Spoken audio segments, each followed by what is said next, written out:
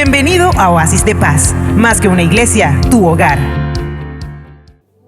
Hoy vamos a compartir una palabra que es una continuación de la semana pasada y yo la he llamado vestida de salvación. La iglesia del Señor debe estar vestida de salvación. ¿Cómo es esto? Vamos a mirarlo a través de la palabra. ¿Se acuerdan que les mencioné la semana pasada a Adán y a Eva? Y quiero ir directo a la palabra porque aunque ya muchos de nosotros conocemos la historia de Adán y Eva, conocemos que Dios creó al primer hombre que registra la historia y lo ubicó en un huerto al que llamó Edén. El Señor le dio instrucciones muy precisas a Adán. Le dio instrucciones muy puntuales a Adán, no a Eva. Vemos como luego esta pareja, luego Dios crea a la mujer porque dice, no es bueno que el hombre esté solo, vamos a hacer una ayuda ideal para él. Crea el Señor a Eva, ya sabemos todos de dónde proviene Eva, la costilla del hombre, se la presenta al hombre, enamorado y encantado dice, esta sí se parece a mí, la voy a llamar hembra porque del hombre fue tomada. Y la historia continúa, pero la instrucción que Dios le había dado a Adán, y todos acá debemos recordarla, de todo árbol que hay en el huerto podéis comer, ¿correcto? Pero del árbol del conocimiento del bien y del mal no comeréis. Lo curioso de esto es que el Señor, además de todos los árboles, de todo lo que Dios había provisto para que el hombre comiese, Dios había plantado 2 árboles en el centro del jardín. Pero le dijo, no le dijo de los 2, del conocimiento del bien y del mal, no puedes comer porque el día que lo hagas vas a morir. Esta fue la instrucción de Dios.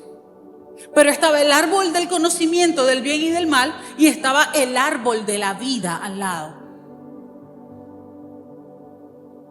La serpiente, que era más astuta que todos los animales, se acerca a la mujer y la empieza a seducir, sembrando duda en su corazón acerca de lo que Dios había dicho.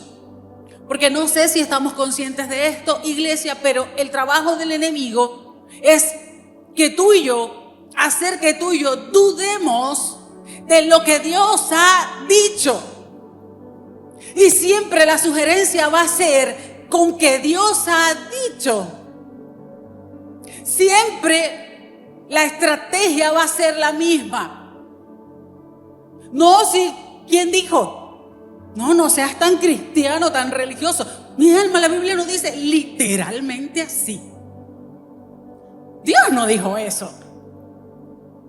Y es allí donde yo tengo, mire, y funciona muy bien el depósito que cada uno de nosotros tiene de Dios. Ayer yo le enseñaba a mis niñas y les decía, la palabra de Dios es la espada del Espíritu. Y no solo me va a proteger a mí de las artimañas del enemigo, me protege incluso de mí misma. Porque yo, en mis ideas humanas preconcebidas, en mis creencias, en mi atrevimiento, muchas veces quiero salirme del carril y decir, no, Dios está exagerando. Entonces el Espíritu de Dios que habita en mí trae a memoria su palabra y me recuerda lo que Dios ha dicho. Entonces había 2 árboles y la Biblia dice, Génesis capítulo 3 verso 7 dice, lo voy a leer en la traducción del lenguaje actual. Dice así, en ese mismo instante, es decir, después que Eva toma el fruto y le da a su marido, come, ocurrió algo. En ese instante se dieron cuenta de que habían hecho, de lo que habían hecho y de que estaban desnudos. Entonces tomaron hojas de higuera y las cosieron para cubrirse con ellas. Un torpe impulso intento por cubrir algo que nosotros no podemos cubrir.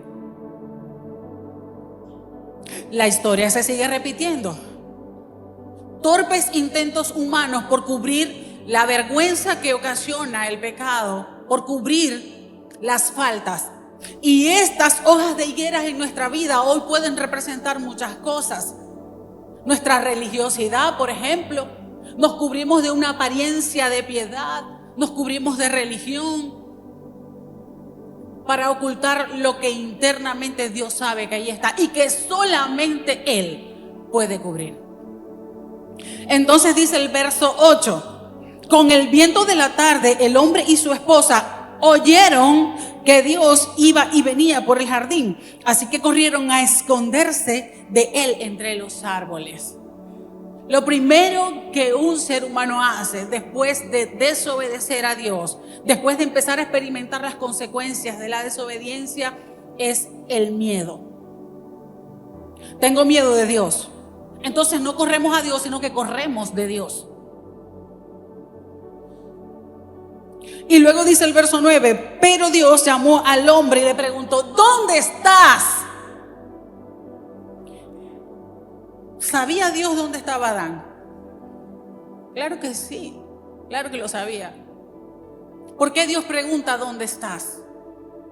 ¿Por qué Dios te hace esa pregunta hoy? ¿Por qué Dios me preguntó a mí, Ludis, dónde estás? Es probable que no esté en el centro de su voluntad. Y cuando Dios pregunta ¿dónde estás?, no es porque no sepa dónde tú y yo estamos. Es porque sencillamente Dios espera que tú y yo voluntariamente le digamos: estoy en esta situación, estoy en esta condición, estoy pasando por esta circunstancia, estoy siendo tentado o caí en esta situación. Y creo que solamente tú puedes sacarme. Y el hombre, dice el verso 10, y el hombre le contestó: oí tu voz en el jardín y tuve miedo. Vergüenza, miedo, culpa. Tuve miedo, pues estoy desnudo, por eso me escondí. La desnudez, el capítulo 2 de Génesis termina diciendo: y el hombre y su mujer estaban desnudos en el huerto, pero no se avergonzaban. La desnudez en esta situación representa vulnerabilidad, total y absoluta confianza con su creador. Pero una vez que el pecado entra, estos perdieron la confianza en aquel que les había dado todo. Se sintieron expuestos y huyeron del único que podía cubrir verdaderamente su desnudez. Empezaron a avergonzarse. Y no hay nada más diabólico en la vida y en el corazón de una persona que la vergüenza. La vergüenza te hace sentir que es algo mal, hay algo mal en ti, que no puedes acercarte a Dios así. Te aleja completamente de tu Dios, de tu creador, de tu sanador, de tu restaurador, de aquel que puede darte vida y vida eterna, vida en abundancia. Te separa de Dios. Entonces, el verso 11 dice: ¿y cómo sabes que estás desnudo? Le preguntó Dios: ¿acaso comiste del fruto del árbol que te prohibí? Te prohibí. Iglesia, cuando Dios nos prohíbe algo, no es porque Dios no quiera que tengamos momentos de disfrute o de placer. Porque te voy a decir algo: el pecado genera placer. Quien me diga que no miente. Pero por un momento de placer, tú y yo podemos experimentar consecuencias de por vida. Por un momento de placer. Entonces Dios no te está prohibiendo. Cuando Dios prohíbe algo, Él sabe y está bien claro por qué lo hace. Los que no sabemos somos nosotros. Pero tenemos que estar conscientes de que hay una consecuencia. Nosotros estamos viviendo la consecuencia de esta transgresión. El pecado entró en la humanidad y ya el resto de la historia la conocemos. Pecado, pecado, pecado. Pero había un plan. Dios es increíble. Yo no dejo de maravillarme de las cosas que Dios hace, de su misericordia, de su perfecto amor y de cómo Dios toma una situación difícil, una situación pecaminosa, algo que tal vez el enemigo hizo para destruirnos y Dios la toma y la convierte en algo de provecho. Entonces, iglesia, no nos pongamos a especular cuando Dios nos prohíbe algo. Dios nos ama de manera extraordinaria y todo lo que Dios hace es para nuestro beneficio, para nuestro bien, porque Dios anhela que pasemos la eternidad con Él, no separados de Él. Lo que produjo el pecado y la transgresión de Adán y Eva. Ahora, el pecado les robó a Adán y a Eva la capacidad de poderse relacionar con Dios de manera correcta. Robó la capacidad de que el ser humano se pudiera relacionar con Dios de una manera correcta, saludable, sana. Y empezaron a ver a Dios como un Dios que castiga, como un Dios del cual me tengo que esconder si cometo una falla. Todos en algún punto de nuestro caminar en el Señor nos hemos resbalado. A mí me gusta como lo dice David, porque David dice, por cuanto Dios está conmigo, no resbalaré mucho. O sea, el hombre no dice, nunca voy a resbalar. No resbalaré mucho. Porque siempre en algún punto la tendencia es a resbalar. Ahora, cuando yo digo esto, no estoy diciendo, no hombre, tú puedes hacer lo que, si te provoca hacerlo. Un resbaloncito, pues no te preocupes, Dios lo perdona. Porque la Biblia dice claramente que los hijos de Dios no practican el pecado y el maligno no los puede tocar. Entonces, ¿cómo yo entiendo esto? Hay algo que se llama iniquidad y está el pecado ocasional. Y no me voy a meter mucho allí, pero la iniquidad es lo que provoca el pecado intencional. La iniquidad tiene que ver con una condición muy arraigada al corazón, maligna, perversa, diabólica. La iniquidad va mucho más allá de un simple pecado ocasional, un error, una equivocación, un accidente. Va mucho más allá. Es cuando tú y yo nos atrevemos a pecar desafiando a Dios de manera intencional. Voy a pecar porque quiero y no me importa a quién vaya yo a perjudicar. Y puede haber alguien en la iglesia que vaya a la iglesia, que tenga apariencia de piedad, que incluso pastor, líder, puede haber alguien así que practique la iniquidad. Sí, claro, sí lo hay. Cualquiera de nosotros puede caer en eso. Amén. ¿Qué hace Dios? El verso 21 del capítulo 3 nos muestra a Dios en un acto de profundo amor y misericordia. Dice el verso 21, y el Señor Dios hizo ropa de pieles de animales para Adán y para su esposa. Ellos cosieron hojas de higuera para cubrirse. Torpe intento humano para cubrir un pecado incubrible. Algo que se evidencia. Dios en su perfecto amor toma un animal. La Biblia no describe si era un cordero o si era una vaca, no lo describe. Dice un animal, ¿ok? Toma un animal, lo sacrifica y le hace vestidos. El diseño más espectacular de la vuelta del mundo lo hizo Dios primero. Ninguno de estos diseñadores, que la moda de París y no sé qué, no. El diseño más espectacular del mundo lo hizo Dios y se lo hizo a Adán y a Eva. El Señor cosió vestidos con pieles de animales y los cubrió. Esto evidenciaba, por supuesto, lo que después había de venir. Jesús, representando al Cordero Pascual, daría su vida y él sería sacrificado. ¿Para qué? Para cubrir nuestro pecado. No había nadie más que lo pudiera hacer, ni la ley lo pudo hacer. Lo que es más, la ley fue hecha para que el Señor la cumpliera. Por eso cuando lo acusaron de que transgredía la ley, él dijo, yo no he venido a abolirla, yo he venido a darle cumplimiento a la ley, porque fue hecha para que él le diera cumplimiento. Entonces, Dios les ofreció a ellos una esperanza real. Le hizo túnicas de pieles de animales. Dios tenía muchos materiales en el huerto. Tenía otro tipo de hojas, tenía tal vez, no sé, cosas más resistentes. o menos resistentes, más delicadas. Pero Dios tomó un animal y eso automáticamente nos conecta con la cruz del Calvario. Automáticamente nos hace ver el sacrificio de Jesús en el madero. Entonces, vamos a ir avanzando. Colosenses capítulo 2, versos 14 y 15 dice, él anuló el acta, es decir, Jesús anuló el acta de los decretos que nos acusaba.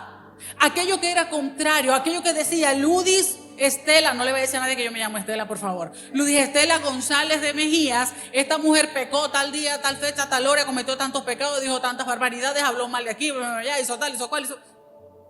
Ese acta que estaba escrito y que me acusaba a mí, él lo tomó y lo clavó en la cruz. Entonces dice Pablo, él anuló el acta con los cargos que había contra nosotros y la eliminó clavándola en la cruz. De esta manera desarmó. Y esto es lo glorioso de esto. No entiendo por qué alguien que ha sido salvo y redimido por la sangre de Cristo sigue cargando con culpas y con vergüenzas que ya no le corresponden. Si te cubrieron con piel de animal y tú y yo insistimos en ponernos hojas de higuera.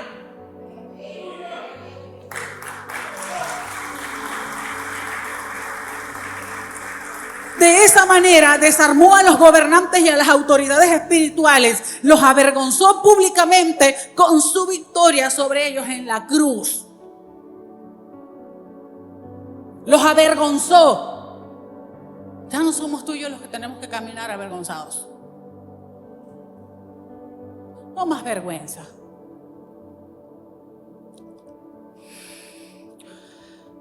Por eso la muerte de Jesús es el sacrificio máximo, perfecto. Hebreos capítulo 9 dice que sin derramamiento de sangre no hay remisión de pecados. Por eso tenía que ser un animal allá en el huerto.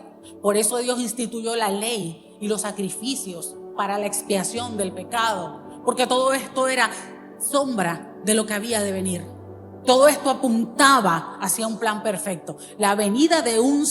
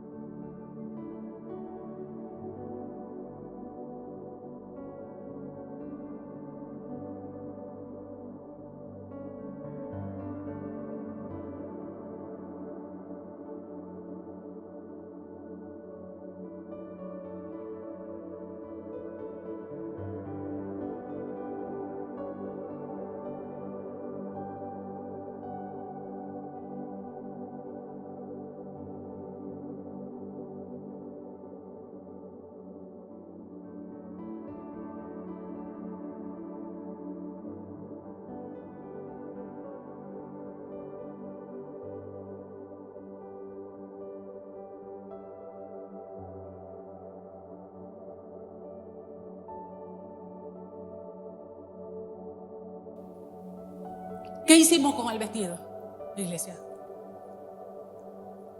Isaías 61:10. Y esta fue la palabra con la que el Señor me despertó el sábado de la semana pasada.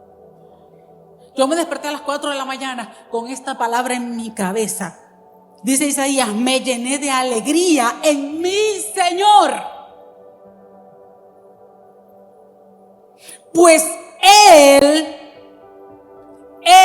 no el pastor, no la pastora, no el líder, no mi mamá, no mi papá, no el intercesor.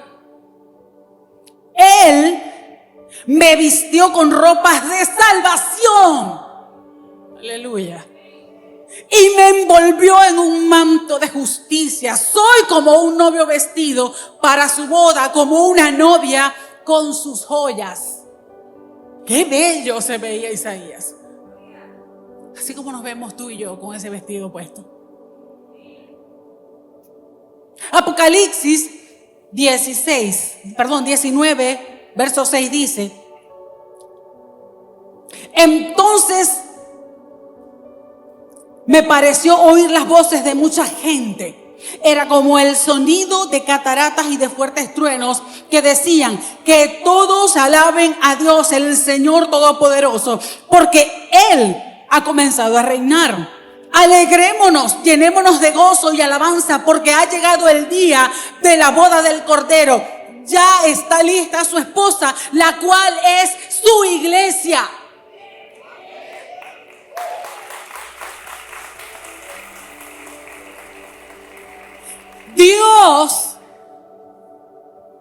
Dios, vuelvo a decir, Dios la ha vestido de lino fino, limpio y brillante. Ese lino representa el bien que hace el pueblo de Dios. Lino fino, limpio y resplandeciente. Gálatas 3:26 dice: pues todos ustedes son hijos de Dios por la fe en Cristo Jesús. ¿Qué somos? No. ¿Qué somos? Hijos de Dios. Con convicción, con actitud. Hija de Dios. Y después de Julio y de Selmira, que son mis padres. Pues todos ustedes son hijos de Dios por la fe en Cristo Jesús. Y todos los que fueron unidos a Cristo en el bautismo se han puesto a Cristo como si se pusieran ropa nueva. Se han puesto a Cristo. Se han vestido de Cristo como quien se pone ropa nueva.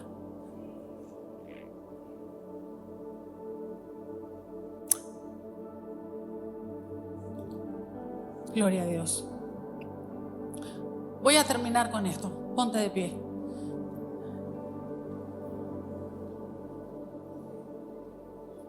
Cuando el hijo pródigo volvió a la casa de su padre,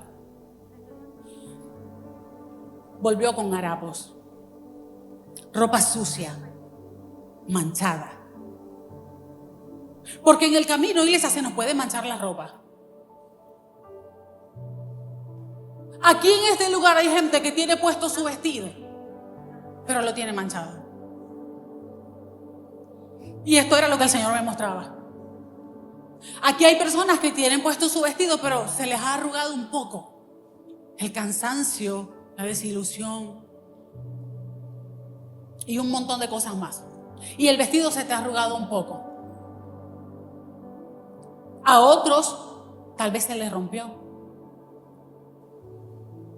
Pero también hay personas aquí que ni siquiera se lo han puesto. Cuando el hijo pródigo llega y le dice a su padre: he pecado contra el cielo y contra ti, ni siquiera soy digno de ser llamado tu hijo. Dice la Biblia que el padre ni siquiera lo dejó terminar. Inmediatamente dijo a sus siervos: tráiganme ropa limpia, ropa de hijo, ropa nueva. Colóquenle un anillo, vístanlo como lo que es. Esa ropa no le pertenece. ¿Qué te quiero decir con esto? No importa cuánto se haya ensuciado tu vestido. No importa cuánto se haya arrugado el vestido de salvación. Los verdaderos salvos corren al único que puede planchar la arruga, al único que puede quitar la mancha. Y si no te lo has puesto, yo te invito en esta mañana a que tú te pongas ese vestido de salvación. Así que voy a pedir a aquellos que tienen el vestido manchado o se les ha arrugado, que vengas aquí un momentico. Va a ser un breve momento, pero va a cambiarte este día y todos los días venideros. Ven a este altar, ven aquí y digámosle al Señor, así como Adán y Eva: ya no me quiero seguir escondiendo. Yo no me quiero seguir escondiendo de aquel que sabe dónde estoy escondida, pero que me pregunta: ¿dónde estás? ¿Dónde estás? ¿Sabes qué dice Apocalipsis 22:14? Bienaventurados los que lavan sus ropas. Bienaventurados los que lavan sus ropas. Así que ven, lava tu ropa. Vente, no lo pienses tanto, porque cuando más lo piensas, cuando más te resistes, más tiempo pasa. Ven a lavar tu ropa. Y aquellos que no se han puesto el vestido, yo quiero que se lo pongan hoy. Yo quiero que hoy te pongas el vestido de salvación que solamente Dios te ha ofrecido.